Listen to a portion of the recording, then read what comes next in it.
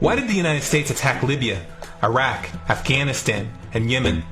Why are U.S. operatives helping to destabilize Syria? And why is the United States government so intent on taking down Iran, in spite of the fact that Iran has not attacked any country since 1798? And what's next? What are we headed for? When you look at the current trajectory that we're on, it doesn't make any sense at all if you evaluate it based on what we're taught in school. And it doesn't make any sense if you base your worldview on the propaganda that the mainstream media tries to pass off as news. But it makes perfect sense once you know the real motives of the powers that be. In order to understand those motives, we first have to take a look at history.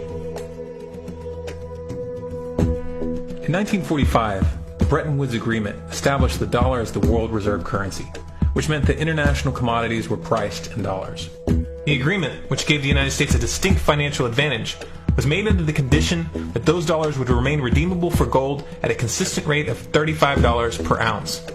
The United States promised not to print very much money, but this was on the honor system, because the Federal Reserve refused to allow any audits or supervision of its printing presses.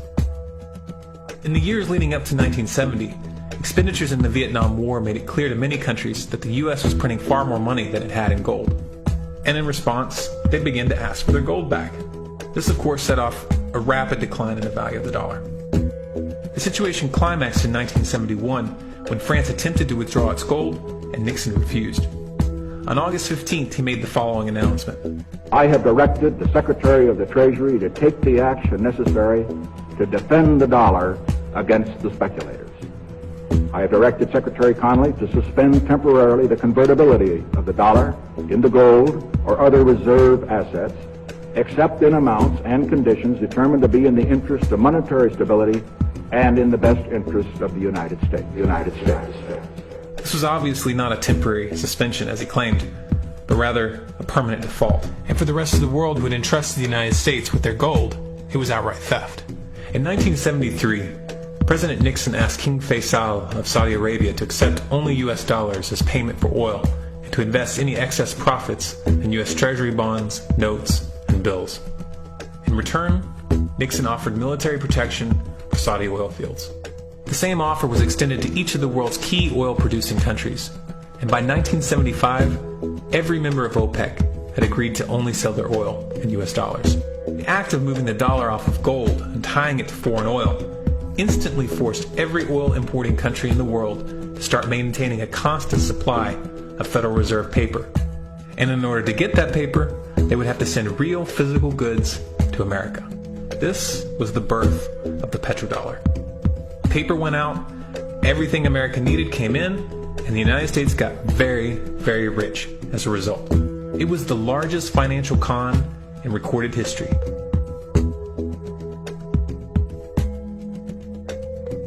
The arms race of the Cold War was a game of poker. Military expenditures were the chips, and the U.S. had an endless supply of chips. With the petrodollar under its belt, it was able to raise the stakes higher and higher, outspending every other country on the planet, until eventually U.S. military expenditures surpassed that of all other nations in the world combined. The Soviet Union never had a chance. The collapse of the communist bloc in 1991 removed the last counterbalance to American military might. The United States was now an undisputed superpower with no rival. Many hoped that this would mark the beginning of a new era of peace and stability. Unfortunately, there were those in high places who had other ideas. Within that same year, the U.S. invaded Iraq in the first Gulf War. And after crushing the Iraqi military and destroying their infrastructure, including water purification plants and hospitals, crippling sanctions were imposed which prevented that infrastructure from being rebuilt. These sanctions, which were initiated by Bush Sr.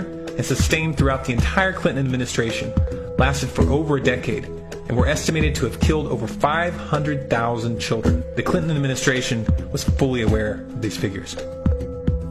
We have heard that 500,000 children have died. I mean, that's more children than died in Hiroshima.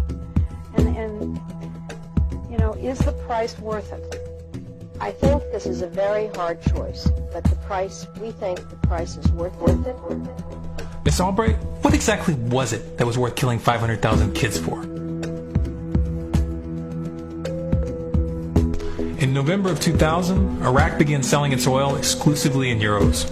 This was a direct attack on the dollar and on U.S. financial dominance, and it wasn't going to be tolerated. In response, the U.S. government, with the assistance of the mainstream media, began to build up a massive propaganda campaign claiming that Iraq had weapons of mass destruction and was planning to use them. In 2003, the U.S. invaded, and once they had control of the country, oil sales were immediately switched back to dollars. This is particularly notable due to the fact that switching back to the dollar meant a 15 to 20% loss in revenue due to the euro's higher value. It doesn't make any sense at all unless you take the petrodollar into account. So I came back to see him a few weeks later, and by that time we were bombing in Afghanistan. I said, "Are we still going to war with Iraq?" And he said, "Oh, it's worse than that." He said, he reached over on his desk, he picked up a piece of paper, he said, I just got this down from upstairs, meaning the Secretary of Defense's office today, and he said, "This is a memo that describes how we're going to take out 7 countries in 5 years, starting with Iraq, and then Syria, Lebanon, Libya, Somalia, Sudan, and finishing off Iran. Let's take a look at the events of the past decade and see if you see a pattern.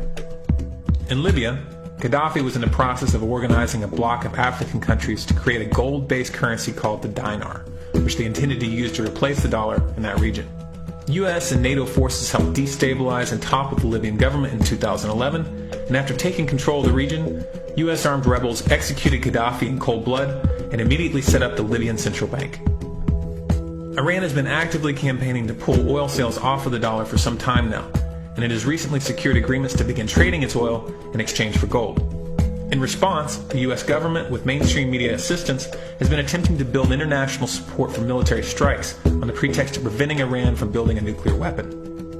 In the meantime, they established sanctions which U.S. officials openly admit are aimed at causing a collapse of the Iranian economy. Syria is Iran's closest ally, and they are bound by mutual defense agreements. The country is currently in the process of being destabilized with covert assistance from NATO, and though Russia and China have warned the United States not to get involved, the White House has made statements within the past month indicating that they are considering military intervention. It should be clear that military intervention in Syria and Iran isn't being considered. It's a foregone conclusion, just as it was in Iraq and Libya. The U.S. is actively working to create the context which gives them the diplomatic cover to do what they already have planned. The motive for these invasions and covert actions becomes clear when we look at them in their full context and connect the dots. Those who control the United States understand that even if a few countries begin to sell their oil in another currency, it will set off a chain reaction and the dollar will collapse. They understand that there is absolutely nothing else holding up the value of the dollar at this point, and so does the rest of the world. But rather than accepting the fact that the dollar is nearing the end of its lifespan, the powers that be have made a calculated gambit. They have decided to use the brute force of the U.S. military to crush each and every resistant state in the Middle East and Africa. That in itself would be bad enough, but what you need to understand is that this is not going to end with Iran. China and Russia have stated publicly, and on no uncertain terms, that they will not tolerate an attack on Iran or Syria. Iran is one of their key allies, one of the last independent oil producers in the region, and they understand that if Iran falls, then they will have no way to escape the dollar without going to war. And yet the United States is pushing forward in spite of the warnings. What we are witnessing here is a trajectory that leads straight to the unthinkable. It's a trajectory that was mapped out years ago in full awareness of the human consequences. But who was it that put us on this course? What kind of psychopath is willing to intentionally set off a global conflict that will lead to millions of deaths just to protect the value of a paper currency? It obviously isn't the president. The decision to invade Libya, Syria, and Iran was made long before Obama had risen to the national spotlight. And yet, he's carrying out his duty just like the puppets that preceded him. So who is it that pulls the strings? Often the best answer to questions like this are found by asking another question. Qui bono? Who benefits? Obviously those who have the power to print the dollar out of thin air have the most to lose if the dollar were to fall. And since 1913, that power has been held by the Federal Reserve. The Federal Reserve is a private entity owned by a conglomerate of the most powerful banks in the world. And the men who control those banks are the ones who pull the strings. To them, this is just a game. Your life and the lives of those you love are just pawns on their chessboard. And like a spoiled 4-year-old who tips the board onto the floor when they start to lose, the powers that be are willing to start World War III to keep control of the global financial system. Remember that when these wars extend and accelerate.